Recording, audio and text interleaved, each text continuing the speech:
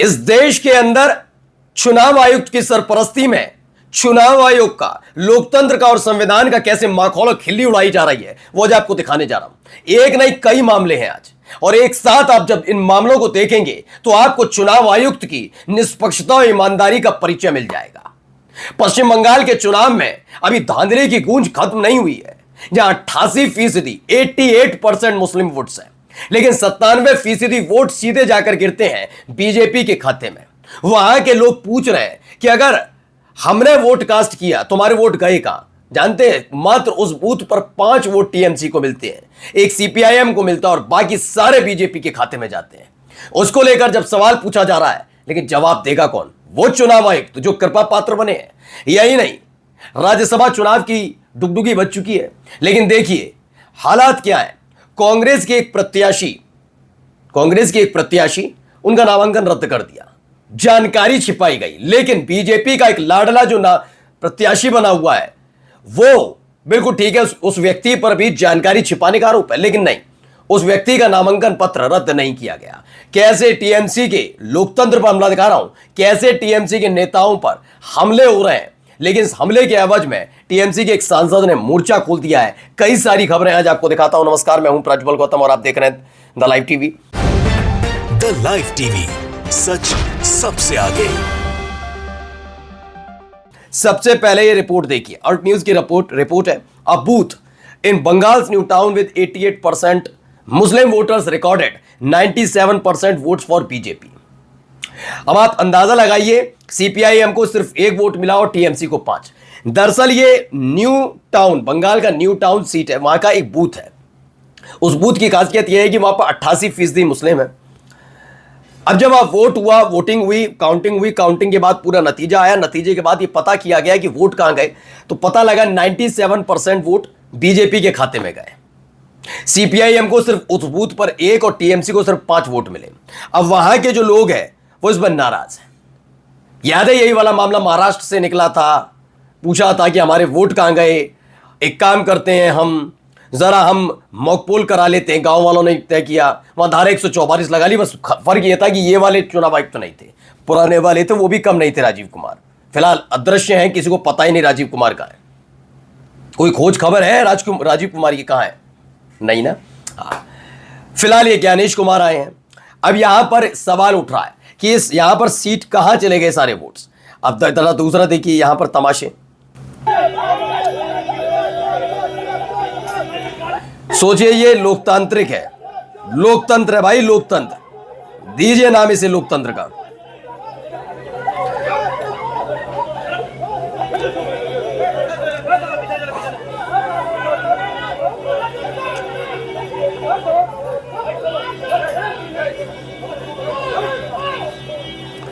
तो टीएमसी के पूर्व विधायक सब्यासाची दत्ता पर अंडे फेंके गए। बस मेरा सवाल यह है कि चलिए आप इसे भीड़ का गुस्सा कह सकते हैं, तो देश में लोकतंत्र है या भीड़ तंत्र? ना राजतंत्र है ना भीड़ तंत्र है, देश लोकतंत्र से चलता है। और लोकतंत्र में जनता अगर नाराज है, तो अगर ये जनता की नाराजगी का मतलब ये है और सरकार ये सब होते हुए आंख मूंद कर देख रही, तो फिर मैं कहता हूं कि अगर कहीं से इनकी वाली सरकार जाए, तो क्या इनके नेताओं के साथ ये सलूक झेल पाएंगे? और इस देश का चुप्पी साध कर बैठा हुआ मीडिया इस पर चुप्पी साध कर बैठा रहेगा कि नहीं? क्योंकि उसे तब ज्यादा पेट में मरोड़ उठेगी। हालत देखिए, अब क्या कह रहे हैं जरा देखिए, हलकते देखिए।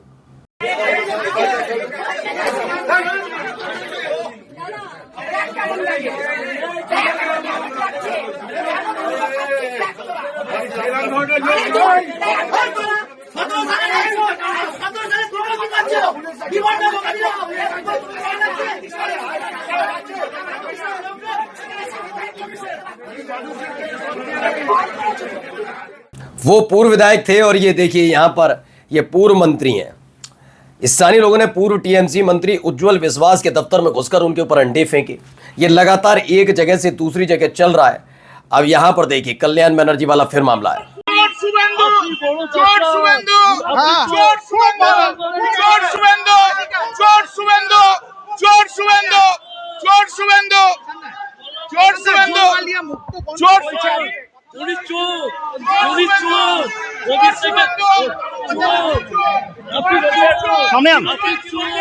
আপনি চোর উনি উনি উনি তৃণমূলের अब देखिए कल्याण बनर्जी को भाजपाइयों ने ऐरा गहरा समझने की भूल करके अपनी बेइज्जती करा ली। कोलकाता एयरपोर्ट पहुंचे कल्याण को किराए के संगी लंपट चोर चोर कहने लगे। भला कल्याण कैसे बर्दाश्त करती कल्याण बनर्जी 10 गुना तेज आवाज में चोर शुभेंदु शुभेंदु के साथी चोर चिल्लाने लगे।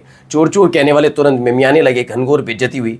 खैर लोकतंत्र में देखिए कम से कम हाथापाई, मैं फिर कहता हूं हिंसा आप विरोध करिए, काले झंडे दिखाइए, प्रदर्शन करिए, नारेबाजी करिए, लेकिन आप पथराव कैसे कर सकते हैं? बुलडोजर लेकर कैसे घुस जाएंगे? कैसे किसी पर हमला कर सकते हैं? और जो ये सब होते हुए देख रहे हैं तो वो लोकतंत्र पर कितना भरोसा करता है, चाहे कोई वो माँ का मुख्यमंत्री हो या मंत्री हो, शर्म किसी को नहीं है। तो एक तरफ वो चुनाव आयोग है और एक तरफ ऐसे ऐसे मुख्यमंत्री है। आइए 3 है, यूसुफ पठान भी हैं, 2 और हैं। ये ताज ने लिखा है कि 3 मीर जाफर है मुर्शिदाबाद के, जिन्होंने मुस्लिम के वोट भी लिए लेकिन उनकी पीठ पर छुरा भौंका। 3 मुस्लिम सांसद हैं टीएमसी के, उन्होंने बीजेपी लेड एनडीए ज्वाइन कर लिया। इसमें से एक तो यूसुफ पठान है ही हैं। अब देखिए इन पर दबाव भी है। 3 seats in the 70% Muslim majority Murshidabad district would go to the anti Muslim camp. ये जा रही है। मैं तो पहले ही कह रहा था कि ये तोड़े जाएंगे और तोड़े जा रहे हैं। लगातार ऐसी ही एक्टिविटीज वहां पर हो रही है। अब आते हैं जरा यहाँ क्या कह रही है, पहले इनको सुनिए, बहुत गंभीर आरोप है। ये जब उन्होंने ये देखा कि इनका पूरा हाउस यूनाइटेड है, पहली बात तो ये है कि उनका तीसरा कैंडिडेट भरने का तो मामला अपने आप में उनकी राजनीतिक शुचिता कहाँ आज ठहर गई है, जाकर किस तरह से दलदल में फंसी हुई है उसको दिखाता है। उन्होंने सोचा कि वो खरीद फरोख्त की राजनीति करके स्कोर सेटल करेंगे। तो हुआ क्या मैं बताता हूँ। इलेक्शन कमीशन इस कंप्रोमाइज, मैं पूरे विश्वास के साथ कहना चाहती हूँ, इलेक्शन कमीशन ऑफ इंडिया सत्तारूढ़ दल की फ्रंटल ऑर्गेनाइजेशन बन के काम कर रही है। ये एआईसीसी इंचार्ज है Telangana, Rajya Sabha candidate from MP Meenakshi Natarajan ji हैं। इनका नामांकन रद्द करने का मामला निकलकर सामने आया है, जिसके बाद अब लोगों में नाराजगी, मतलब उनमें देखिए पहले